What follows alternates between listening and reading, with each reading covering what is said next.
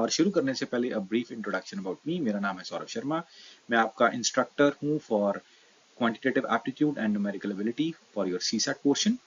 और मैं कुछ 5 साल से सीसैट और अदर वन डे एग्जामिनेशंस और इंजीनियर्स को कैंपस प्लेसमेंट्स के लिए क्वांटिटेटिव एप्टीट्यूड पढ़ाता आ रहा हूँ। और मैंने खुद रक्षा मंत्रालय के साथ कुछ 2 साल काम किया है। तो without wasting any more time शुरू करते हैं हम। हेलो हेलो, आज शुरू करेंगे परसेंटेज और रेशो। इंट्रोडक्शन सेशन रहेगा छोटा सा। सबसे पहले तो परसेंटेज और रेशो को समझ लेते हैं होता क्या है। ठीक है, परसेंटेज और रेशो को अगर समझ लेंगे कि टेक्निकली होते क्या है ये, तो हमारे लिए इजी हो जाएगा। परसेंटेज से शुरू करते हैं। तो अगर परसेंटेज को समझें तो ये पर और सेंट दो वर्ड से मिला है। ठीक है, पर सेंट, पर सेंट मतलब 100, पर 100। किसी भी चीज को जब आप 100 में रिप्रेजेंट करते हो ना, तब उसको बोल देते हैं परसेंट। आप 100 में रिप्रेजेंट करने का मतलब क्या है, उसके लिए एग्जांपल लेते हैं। मान लीजिए आपने कोई एग्जाम दिया, आपके ऑब्टेन्ड मार्क्स जो हैं, जो आपके मार्क्स आए, लेट्स से वो हैं 300। जो टोटल मार्क्स थे लेट्स से वो हैं 400। ठीक है, तब आपसे अगर मैं पूछूं कि 400 का पेपर था, ठीक है, यूनिटरी मेथड से इसको समझेंगे। 400 का पेपर था तो आपके 300 नंबर आए। अगर पेपर एक ही मार्क्स का होता, एक मार्क का होता, तब कितने नंबर आते? 300/400। ठीक है, यूनिटरी मेथड हमने लगा दिया। 400, 400 में से 300, एक में से 300/400। वही अगर मैं कहूं कि पेपर एक नंबर का ना होके 100 नंबर का होता, तो हम क्या करते? 300/400 में 100 मल्टीप्लाई कर देते। मतलब बेसिकली यहाँ से 400 से एक तक आने के लिए हमने क्या किया? Divide by 400। इस साइड डिवाइड बाय 400 किया तो इस साइड भी डिवाइड बाय 400 कर दिया। सिंपल। एक से 100 तक आने के लिए हमने क्या किया? Multiply by 100। इस साइड अगर मल्टीप्लाई बाय 100 किया है तो इधर वाली साइड भी मल्टीप्लाई 100 कर दिया। सिंपल। तो यहां से सॉल्व कर लो, 0 0 कट गई। 300/4 इज नथिंग बट 75%। ठीक है, तो इस तरह से आपने परसेंटेज में रिप्रेजेंट कर दिया। परसेंटेज जब भी आप परसेंटेज देखते हो तो बेसिकली मतलब क्या है कि आपने 100 में से रिप्रेजेंट कर दिया है। दैट इज परसेंटेज, और कुछ भी नहीं है। ठीक है, अब इस स्टेप पे थोड़ा सा ध्यान देते हैं। कौन से वाले पे? इस वाले स्टेप पे। ये जो स्टेप है 300/400। अब ये सब कुछ भूल जाओ। याद करो जब हमें मार्क्स मिलते थे एग्जाम में, जब हम कोई पेपर देते थे स्कूल में, जब हम पेपर देते थे, मान लीजिए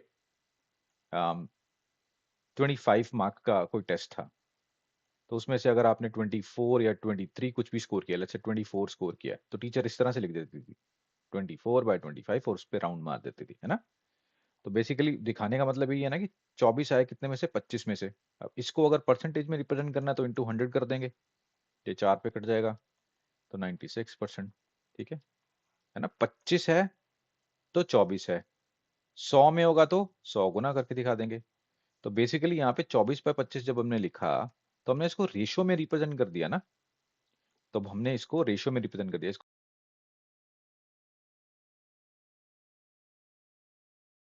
जैसे आपने देखा 300 नंबर आए 400 में से, तो आपने इंटू 100 करके ठीक है परसेंटेज निकाली। पर अगर 600/800 होता, तब भी 75% होते ये।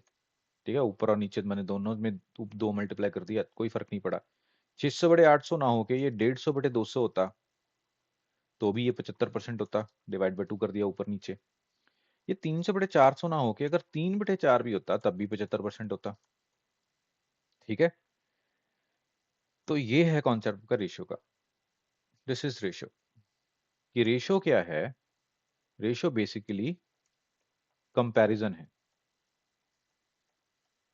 कंपैरिजन है दो नंबर्स का। जैसे इस यहाँ पे इस इन इन दो नंबर्स को उठा लूं मैं, 3/4 को इस तरह से भी लिख सकते हैं 3:4। ठीक है, दो नंबर्स 3:4 में है, इस तरह से बोलेंगे। अब इसको एंटीसीडेंट बोल देते हैं, कंसीक्वेंट बोल देते हैं, उस चक्कर में हमने नहीं पढ़ना। ठीक है, और ऐसे मैथमेटिकल लिटरेचर में हम घुसना शुरू कर देंगे तो बहुत सारी चीजें बताने के लिए एंटीसीडेंट कंसीक्वेंट, सो वो उसमें से कुछ पूछेंगे नहीं, तो हमें उसमें घुसना नहीं है। ठीक है, तो अभी सिर्फ इस पे ध्यान दो कि 3:4, 3:4 का मतलब क्या है? अगर मैं आपसे ये बोल दूं दो नंबर 3:4 की रेशो में हैं, तो हम उसमें से सिर्फ कंपैरिजन ही पता कर सकते हैं। चाहे हम परसेंटेज की फॉर्म में कंपैरिजन कर लें या किसी और फॉर्म में कंपैरिजन कर लें, बट अगर रेशो गिवन है तो सिर्फ कंपैरिजन के ही कर सकते हैं, एक्चुअल वैल्यू तक नहीं जा सकते। एक्चुअल वैल्यू 150/200 भी हो सकती है, 300/400 भी हो सकती है, 600/800 भी हो सकती है, 3/4 खुद भी हो सकती है, कुछ भी हो सकता है। ठीक है, जैसे इन सब की रेशो देखोगे आप तो 3:4 ही आएगी। तो जब रेशो दे रखी है, it's just comparison, actual value नहीं है। अब जैसे मैंने आपसे ये सवाल बोला था कि आपने एक एग्जाम दिया जिसमें टोटल मार्क्स 400 थे, ऑब्टेन्ड मार्क्स आपके 300 हैं, परसेंटेज ऑफ मार्क्स कितने आपने बोल दिया 7500। इसी क्वेश्चन को अगर मैं इस तरह से पूछूं कि ऑब्टेन्ड मार्क्स और जो आपके टोटल मार्क्स हैं इसकी रेशो गिवन है, एक्चुअल मार्क्स ना देके आपको ये गिवन है क्वेश्चन में कि obtained marks to total marks की रेशो गिवन है, दैट इज 3:4, तो बताओ परसेंटेज क्या है? बता पाओगे? वही करना है हमने 3/4, जैसे इसमें करा था 300/400, इधर 3/4 रेशो दे रखी है सीधी, 3/4 इंटू 100, तो ये आपका आ गया 75% अगेन। ठीक है, this is a short overview of percentage और रेशो। होता क्या है, percentage is representing in hundred, actual में कुछ भी हो सकता है, बट हमने सिर्फ 100 में रिप्रेजेंट कर दिया। ठीक है, जैसे मैं आपसे बोल दूं कि आपके एग्जाम में 75% मार्क्स आए, बट आप और कोई इंफॉर्मेशन नहीं दी मैंने, तब आप सिर्फ 75% ही आपके पास डेटा है, आप एक्चुअल नंबर्स पे नहीं जा सकते। वही वही आपकी सेंस है रेशो के साथ। अगर आपको रेशो गिवन है तो यू जस्ट हैव कंपैरिजन कि एक वैल्यू और दूसरी वैल्यू का कंपैरिजन क्या है, आप सिर्फ कंपैरिजन में काम कर सकते हो, आपके पास एक्चुअल वैल्यू नहीं है। ये तो समझ में आया होगा आपको, इजी है। ठीक है, आगे चलते हैं। तो नेक्स्ट कॉन्सेप्ट को समझने के लिए ये थोड़ा सा एक आधा क्वेश्चन करते हैं। ठीक है, जैसे मान लीजिए you have a question, let me write, okay, um okay, so you spend 80% of your income and your savings are, let's say 8,000, how much you earn? Simple सा क्वेश्चन है, समझ के देखना। ठीक है, क्वेश्चन है कि आप 80% अपनी इनकम का स्पेंड कर देते हो, आपकी सेविंग्स है 8,000, ठीक है, रुपए में, तो आप अर्न कितना करते हो? अब देखिए यहाँ पे एक डेटा गिवन है आपको, परसेंटेज वाली फॉर्म में भी और रुपीज वाली फॉर्म में भी। अब आपने देखना है डेटा को आपने किस तरह से देखना है, कंपेयर करना है और आंसर लेना है। पहली चीज तो, अगर आप 80% आपकी इनकम का स्पेंड कर देते हो, 80% ऑफ योर इनकम, अब ये चीज ध्यान में रखना, ऑफ योर इनकम, परसेंटेज हमेशा उस वैल्यू की लेते हैं जो ऑफ के बाद रहेगी। ठीक है, अब यहाँ पे अब ध्यान से देखना, यहाँ पे कौन कौन से वेरिएबल्स हैं। यहाँ पे इनकम भी है, यहाँ पे एक्सपेंडिचर भी है, और यहाँ पे सेविंग्स भी है। ठीक है, ये चीज बड़ी काम की, आपको ध्यान में रखना है कि ये जो परसेंटेज है ना हमेशा, क्योंकि कॉम्प्लिकेटेड क्वेश्चंस में आपको समझ नहीं आएगा कि परसेंटेज लेनी किसकी है। इसमें तो चलो इजी क्वेश्चन है, समझ में आ रहा, 80% अपनी इनकम का ही खर्च करेगा ना कोई, पर कभी कभी कभी क्वेश्चन ऐसे होते हैं आपको समझ में नहीं आता कि परसेंटेज लेनी किसकी है, तो यहाँ पे आपने वो ध्यान रखना है कि आपने परसेंटेज लेनी है हमेशा उस वैल्यू की जो ऑफ के बाद है। जैसे 80% ऑफ योर इनकम, अगर 80% मैंने खर्च कर दिया अपनी इनकम का, अगर इनकम 100 है तो 80 मैंने खर्च कर दिए, तो सेविंग कितनी होनी चाहिए? 20। बेसिकली 20% और 20 लिख लो, क्योंकि टू सिंप्लीफाई इट मैं जस्ट 20 लिख रहा हूँ। सेविंग्स मेरी 20 होनी चाहिए, पर पर एक्चुअल में सेविंग कितनी है? 8,000 है। तो अगर सेविंग मेरी 8,000 है, पर मैंने जो वैल्यू सपोज करी उसके हिसाब से 20 है, this is simple unitary method, तो इसको 8,000 बनाने के लिए क्या करूंगा मैं? इंटू 40 कर दूंगा, 8,000 बन जाएगा ये। अगर मैंने सेविंग में इंटू 40 करा है, एक्सपेंसेस और इनकम को भी बैलेंस करने के लिए मेरे को इंटू 40 करना पड़ेगा। ठीक है, हमसे पूछा क्या है? Earn how much you earn, मतलब इनकम, एक्सपेंसेस में मल्टीप्लाई करके हम पता कर सकते हैं, but we don't need to, हम सीधा सीधा 100 इंटू 40 करके दैट इज 40,000 निकाल लेंगे। दिस इज आवर इनकम जो पूछा गया था। ठीक है, सिंपल है, दैट्स आवर आंसर। ठीक है, यूनिटरी मेथड का हल्का सा आपको आइडिया लगा होगा कि वो कैसे यूज करना है। whenever you have a supposed value, जैसे यहाँ पे आपकी supposed वैल्यू थी 20, उसको आपने कंपेयर करना है आपकी एक्चुअल वैल्यू से, जो आपको एक्चुअली गिवन है। ठीक है, जो भी मल्टीप्लिकेशन फैक्टर आपको मिलेगा यहाँ से, वो आपको अदर अदर वेरिएबल्स में मल्टीप्लाई करके एक्चुअल वैल्यू निकाल लेनी है। सिंपल सिंपल सा क्वेश्चन था, इससे हमने थोड़ा सा समझा परसेंटेज के क्वेश्चंस आते कैसे हैं। ठीक है, अब परसेंटेज के बेसिक्स में और थोड़ा घुसते हैं। जैसे ये मैंने आपको चीज बताई कि परसेंटेज लेनी किसकी है। ठीक है, उसको समझने के लिए एक और क्वेश्चन है, लॉजिक है, और उसको हम देखते हैं कैसे पढ़ेंगे। If A is 20% more than B, then how much percent B is less than A. ये क्वेश्चन है, सिंपल सा क्वेश्चन है। ए 20% ज्यादा है बी से, तो बी कितने परसेंट कम होगा ए से। सिंपल क्वेश्चन, क्या आंसर 20% ही होना चाहिए? अगर ए 20% ज्यादा है बी से, तो बी भी 20% कम होगा ए से। अगर आप 20% सोच रहे हो तो गलत है, ऐसा नहीं होता कभी भी। ठीक है, परसेंटेज में तो खास करके ऐसा नहीं होता। क्यों नहीं होता? क्यों नहीं होता अभी आपको समझ में आएगा कि percentage always relies on comparison, कि हम किस वैल्यू से कंपेयर कर रहे हैं। चलो, इसके सोल्यूशन में अगर मैं आपसे कहूं कि हम लेट कर लेते हैं, let B is equals to 100। अब सबसे बड़ी कहानी है कि मैंने b को 100 क्यों माना, a को क्यों नहीं माना। ठीक है ना, हमारे पास दो वैल्यूज हैं a और b। Why did I suppose b as 100? a को भी तो 100 सपोज कर सकता था, पर उसके पीछे भी लॉजिक है। आपको सपोज किस वैल्यू को करना है, दैट इज इंपॉर्टेंट। तब अब आपका क्वेश्चन इजी हो जाएगा। जैसे मैंने आपको पिछली वाली स्लाइड में बताया था, ये चीज बताई थी कि आपको परसेंटेज हमेशा उसकी लेनी है जिसके साथ ऑफ योर इनकम, मतलब इनकम का 80% है, तो मतलब this percentage is calculated on income. उसी तरह से आपने यहाँ पे ये ध्यान रखना है, क्वेश्चन में कभी भी आपको 100 सपोज करना है ना, तो ट्राई कि आप वो वाली वैल्यू को सपोज करो जिसपे देन लगा हुआ साथ, मोर देन बी। ये क्यों करना है हमने, इससे इजी कैसे होगा क्वेश्चन, अभी आपको बताऊंगा। तो अगर आप बी को 100 सपोज करते हो, तो उस हिसाब से ए कितना होना चाहिए? ए इज 20% मोर देन बी, तो मतलब मोर वाली वैल्यू कितनी है? 20% ऑफ 100 है ना, 20% ऑफ 100 ही है ना मोर वाली value. More than B, B से 20% ज्यादा है, तो 20% ऑफ बी कितना है? 100, दैट इज 20। तो ए को कितना होना चाहिए? मोर देन बी है, तो 100 जो कि बी की वैल्यू है, प्लस जितनी मोर है 20, 120। अब यहाँ पे आपको समझ में आया होगा why did I suppose B as 100। क्यों? क्योंकि पहली स्टेटमेंट के हिसाब से this 20% is needed to be calculate on B. तो बी को अगर मैं 100 सपोज कर लूंगा, तो मेरे लिए 20% निकालना इजी हो जाएगा।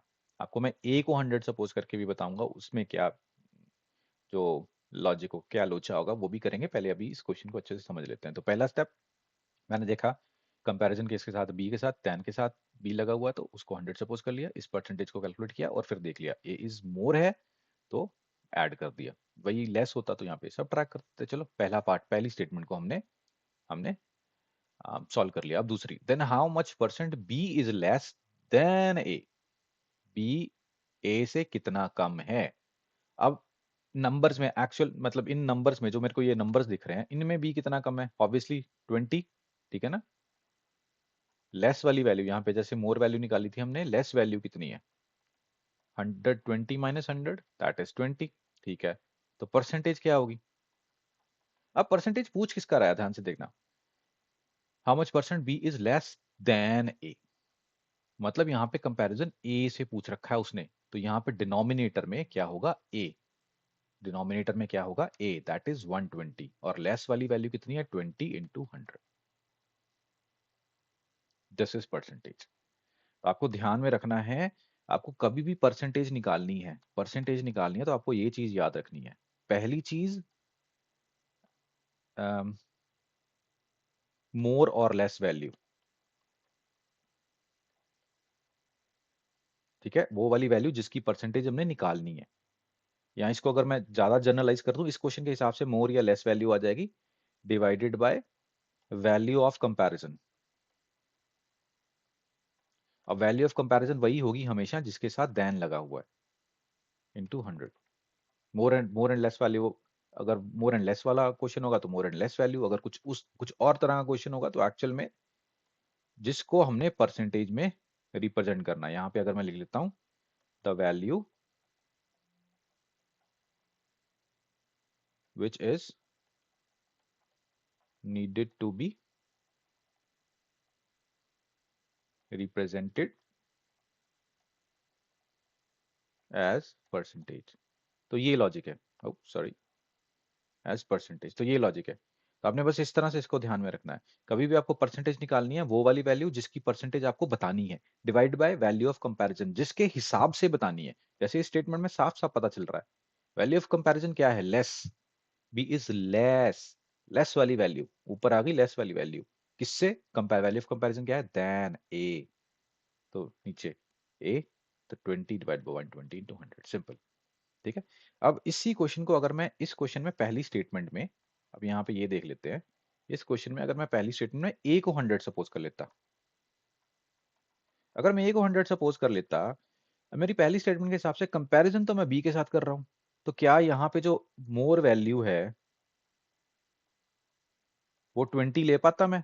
नहीं ले पाता, बिल्कुल नहीं ले पाता ना, क्योंकि कंपेयर तो मेरे को बी के साथ करना है। अब हालांकि इससे भी हो जाएगा, ए को जैसे मैंने 100 सपोज कर लिया, ए इज 20% मोर देन बी, ठीक है, तो ए इज 20% मोर देन बी, इसका मतलब क्या है, ए इज 120% ऑफ बी, इसका मतलब ये है।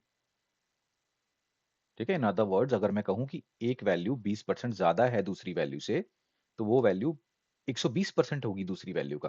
तो मेरे को अब यहां से कैरी ऑन करना पड़ेगा, ए इज 120%, तो मैंने 120% को किस फैक्टर के साथ कंपेयर किया, 100 के साथ, तो 1% की वैल्यू क्या होगी, 100 बाय 120, क्योंकि B is comparison factor again, दो जिसके साथ दैन लगा होता है वो 100% होता है अपने आप में, तो 100% क्या होगा, 100 बाय 120 इंटू 100, तो मैंने अपने लिए ये कैलकुलेशन थोड़ी मुश्किल कर ली। तो जब मेरे को पता है कंपैरिजन वाली वैल्यू हमेशा आपस अपने आप में 100% होती है, तो मैं उसी को 100 सपोज कर लूंगा, तो मेरे लिए कैलकुलेशन ईजी हो जाएंगी, दैट्स सिंपल। ठीक है, सिंपल सिंपल सा लॉजिक है और इसको सिंपल ही रखना है। तो थोड़ा सा और अच्छे से समझते हैं परसेंटेज को और फिर आगे बढ़ेंगे। तो चलिए इन दो क्वेश्चंस को करते हैं, इन दो क्वेश्चंस को करने के साथ ही हमारी क्लैरिटी परसेंटेज और रेशियो की थोड़ी और बेटर होगी। तो पहला क्वेश्चन है, A is 20% of B, how much percent is B of A. A जो है वो 20% है बी का, तो फिर बी ए का कितने परसेंट होगा। ठीक है, सिंपल सा क्वेश्चन है। सबसे पहले तो सपोज करते हैं, सपोज किसको करना है हमें, let B is equals to 100, B को ही सपोज करेंगे हम 100, इसको तो रूल ही मान लो, जो भी ऑफ के साथ वैल्यू है उसको 100 सपोज करना है, ताकि जो परसेंटेज मेरे को दिख रही है वो सीधा सीधा मैं 100 में कैलकुलेट करूँ, है ना। 20% ऑफ 100 इज 20 ओनली। ठीक है, 100 पे परसेंटेज कैलकुलेट करना इजी है, जो वैल्यू दिख रही है सीधा वही होगी, तो एक ही वैल्यू कितनी हो जाएगी, 20। ठीक है, इजी हो गया। जैसे ही मैंने अपने जो फंडामेंटल्स जो मेरे रूल्स हैं उसके हिसाब से चला, बी को 100 सपोज किया, ए की वैल्यू 20 आ गई। अब यहाँ पे ये ध्यान में रखना है, ए इज 20% ऑफ बी, मोर और लेस की बात नहीं कर रहा, सीधा सीधा ये बोला ए बी का 20% है, तो ए की वैल्यू 20 आ जाएगी। बहरहाल अगर मैं यहाँ पे ए को सपोज कर लेता 100, तब मेरे लिए थोड़ी सी कंफ्यूजन हो जाती, क्या होती, अब यहाँ पे 20% जो है वो है 100, क्योंकि ए क्या है, ए 20% है ना, उस 20% को आपने 100 सपोज कर लिया। ठीक है, अब स्टेटमेंट के हिसाब से आपकी बेस वैल्यू जो वो है B, comparison value, base value कौन सी है बी, उसको 100% होना पड़ेगा, दिस इज ऑलवेज 100%। तो इसी वजह से हम कहते हैं कि ऑफ या देन वाली जो वैल्यू रहेगी, जिसके साथ ऑफ या देन रहेगा, वो आपकी बेस वैल्यू रहेगी, और उसको अगर आप 100% सपोज करते हो, उसको आप 100 सपोज करते हो, तो आप 100% को ही 100 सपोज कर रहे हो, तो परसेंटेज कैलकुलेट करना इज इजी।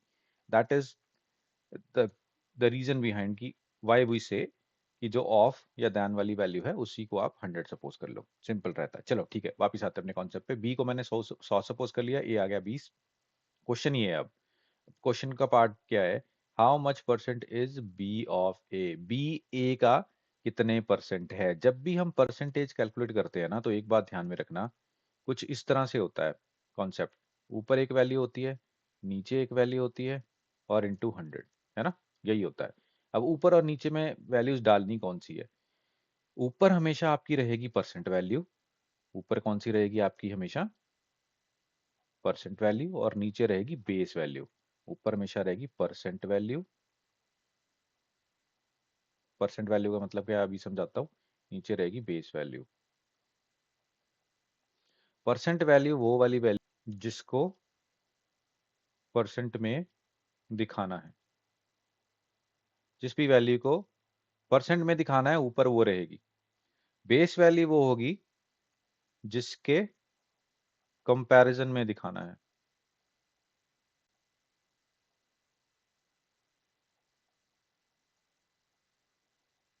ठीक है, ये चीज ध्यान में रखना। परसेंटेज जब भी निकालनी है, दो वैल्यूज रहेंगी, न्यूमरेटर और डिनोमिनेटर इस तरह से रेशो वाली फॉर्म में, फ्रैक्शन वाली फॉर्म में, और इनटू 100 रहेगा। ऊपर वाली वैल्यू हमेशा वो होगी जिस वैल्यू को आपको परसेंट में दिखाना है, नीचे वैल्यू जिसके कंपैरिजन में दिखाना है। अब इस स्टेटमेंट पढ़ो, how much percent is B. हमने अब बी को दिखाना है ना परसेंट में। क्वेश्चन इज डिमांडिंग कि बी को परसेंट में दिखाओ, किसके हिसाब से, ए के हिसाब से। ऑफ, ऑफ के बाद अभी हमने सीखा ऑफ और देन के बाद में जो वैल्यू होगी वही हमारी बेस वैल्यू होगी। तो इस केस में हमने सीधा सीधा बी बाई ए इंटू 100 करना है। तो required percentage is B by A into 100। अब बी क्या है 100, ए क्या है 20 इंटू 100, तो कट गया 5 पे, तो 500% आ गया आंसर। इसको सीधा सीधा आप रेशियो से भी कर सकते थे, ये सब ना करके, बट अभी आप अपना कॉन्सेप्ट बिल्ड करो ताकि आपको समझ में आए कि व्हाट इज बेस वैल्यू। ठीक है, what is base value, percent value क्या है, वो सब चीजें आपको समझ में आनी चाहिए। अगर वो समझ में आ गया तो everything is easy for you in percentage. तो ए और बी की रेशो दे रखी है हमें। ठीक है, ये रेशो वाला क्वेश्चन आ गया, रेशो से हम परसेंटेज पे कैसे जंप करेंगे। ए इज टू बी की जो रेशो दे रखी है आपको, वो दे रखी है 4:3। ठीक है, ओके। तो रेशो दे रखी है, एक्चुअल वैल्यू तो हमें पता नहीं है, पर बहरहाल हम यहाँ पे जब परसेंटेज की बात कर रहे थे तब भी हमें एक्चुअल वैल्यू थोड़ी पता थी, हम परसेंटेज में सपोज करके ही तो चल रहे थे। तो 100 सपोज कर लिया, 20 सपोज कर लिया, उस तरह से। तो हम 4 और 3 भी तो सपोज कर सकते हैं। 4 और 3 रहने देते हैं वैल्यूज को, मान लेते हैं कि 4 और 3 ही है वैल्यूज, उसके हिसाब से परसेंटेज पे चल जाते हैं। ठीक है, पहला क्वेश्चन क्या बोल रहा है, how much percent A is more than B. क्योंकि हम परसेंटेज निकाल रहे हैं तो हमारे दिमाग में अभी आएगा, हमें वही दो वैल्यूज चाहिए। एक तो परसेंट वैल्यू जिसकी परसेंटेज निकालनी है, और बेस वैल्यू जिसके साथ कंपेयर कर रहे हैं। बेस वैल्यू को पहचानने का सिंपल सा मेथड है, ऑफ के साथ और देन के साथ लगी होती है, देन बी। तो देन बी के साथ लगा है तो नीचे बी आ जाएगा। अब परसेंट किसकी दिखा रहे हैं हम, percent A is more than B. How much percent A is more, more, more value को। ठीक है, ज्यादा या कम, डिफरेंस को बेसिकली हम परसेंटेज में दिखा रहे हैं। तो डिफरेंस यहाँ पे कितना है ए और बी का, एक। सिंपली अगर मैं लिखूं ए माइनस बी, है ना, वही रहेगा। और इंटू 100 तो करना ही करना है हमें परसेंट में दिखाने के लिए। समझ में आया होगा आपको। परसेंटेज में किसको दिखा रहे हैं, मोर वैल्यू को। बेस किसका है, बेस क्या है, कंपैरिजन वैल्यू कौन सी है, बी। तो A minus B by B into 100, simple. तो 1/3 इंटू 100, तो दिस इज 33.33%। ये आ गया आंसर। अब दूसरा question, how much percent is B less than A. अब वही चीज परसेंटेज में दिखा रहे हैं हम। सबसे पहले ऊपर परसेंट वैल्यू, परसेंट वैल्यू क्या है, परसेंट इज बी लेस। अब यहाँ पे लेस की बात कर रहे हैं, तो वही है ए माइनस बी। अगर ए बी से एक ज्यादा है तो बी ए से कितना कम होगा, एक ही कम होगा ना। नंबर्स में तो सिंपल होता है, परसेंटेज में थोड़ा घुमा फिरा के होता है, नंबर्स में तो सिंपल है। That is basically we are talking about the difference here. अब पर यहाँ पे कंपेयर हम किसके साथ कर रहे हैं, देन ए के साथ, तब यहाँ पे नीचे ए आ जाएगा। अब दोनों क्वेश्चंस में ये डिफरेंस है।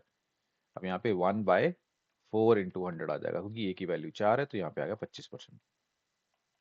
समझ में आया आपको।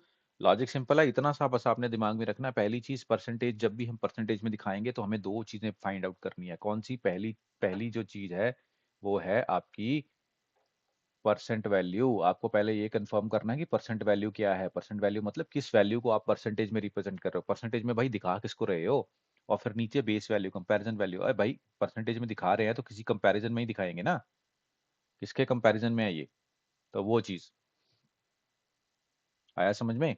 जैसे इस क्वेश्चन का रेफरेंस ले लेते हैं हम, इसमें परसेंटेज दिखानी थी, मोर, मोर वैल्यू निकाली हमने, क्योंकि परसेंटेज किसकी दिखानी है, मोर वैल्यू की। किसके हिसाब से दिखानी है, बी के हिसाब से। दूसरे वाले में लेस वैल्यू, लेस वैल्यू मतलब डिफरेंस, किसके हिसाब से, ए के हिसाब से, सिंपल। तो बस इतना सा कॉन्सेप्ट आपको दिमाग में रखना है अभी के लिए। ये अगर आप दिमाग में रख पाओगे तो बस आगे की जर्नी बड़ी इजी रहेगी। अब ऐसे निकालोगे क्वेश्चंस को, मतलब हलवा हो जाएगा सब कुछ। चलिए, इस सेशन को छोटा सा इतना सा ही रखते हैं। अगर आप में still if you have time और एनर्जी है आप, तो अगला सेशन भी कंटिन्यू करिए। अदरवाइज इसके साथ इसके साथ के क्वेश्चंस प्रैक्टिस करिए, और जो भी डाउट्स हैं वो पूछिए। चलिए, थैंक यू, मिलते हैं नेक्स्ट सेशन में। देखिए, सीसैट की सक्सेस के लिए ज़रूरी है कंसिस्टेंट प्रैक्टिस, उससे भी ज़्यादा ज़रूरी है कि आप जिस कंटेंट की प्रैक्टिस कर रहे हैं वो रेलेवेंट होना चाहिए। सीसैट और other one day exams like SSC banking, इनमें थोड़ा डिफरेंस है। मैंने पहले भी ये चीज़ डिस्कस करी है कि सीसैट में you need to focus more on logic, और एसएससी बैंकिंग में आपको कैलकुलेशंस में भी अच्छा होना पड़ेगा। Speed mathematics is pretty much important in SSC and banking, but CSAT में फाउंडेशन बेसिक आपका स्ट्रांग होना चाहिए और लॉजिकल क्वेश्चंस उसमें ज़्यादा आएंगे। आप मुझसे मेरे साथ जुड़ सकते हैं लिंक्डइन पे, मैंने रिफ्लेक्ट कर रखी है इस पेज पे। You can follow me there, you can send me a connection request and you can see what I am doing in my life there. और इररिस्पेक्टिव अगर आप यूपीएससी नेविगेटर के स्टूडेंट हैं या नहीं, I am always happy to help. इसके अलावा आप हमारा संकल्प बैच भी ज्वाइन कर सकते हैं। इस बैच में कॉम्प्रिहेंसिव तरीके से आपको प्रिपरेशन कराई जाएगी, लाइव क्लासेस रहेंगी और रिकॉर्डेड सेशंस भी आपको मिलेंगे unlimited times. You can watch the recorded sessions. Doubt clarity के लिए अलग से सेशन रहेंगे, but for the students of Sankalp batch priority basis पे उनके डाउट्स का रेजोल्यूशन उनको सेंड किया जाएगा। You will have the access for to the full length mock test. आपको प्रैक्टिस सेट टॉपिक वाइज मिलेंगे एंड आपके लिए one and one strategy building sessions भी अवेलेबल रहेंगे। आपकी स्ट्रेंथ्स एंड वीकनेसेस के हिसाब से will tell you what strategy will work out for 100% success. अगर आप इस बैच की और कोई जानकारी चाहते हैं तो नीचे दिए गए व्हाट्सएप नंबर पे आप कांटेक्ट कर सकते हैं। तो आशा करता हूँ कि ये सेशन आपको बहुत अच्छा लगा होगा और जुड़े रहिए आगे आने वाले सेशंस के लिए भी। शुक्रिया, धन्यवाद, मिलते हैं नेक्स्ट सेशन में।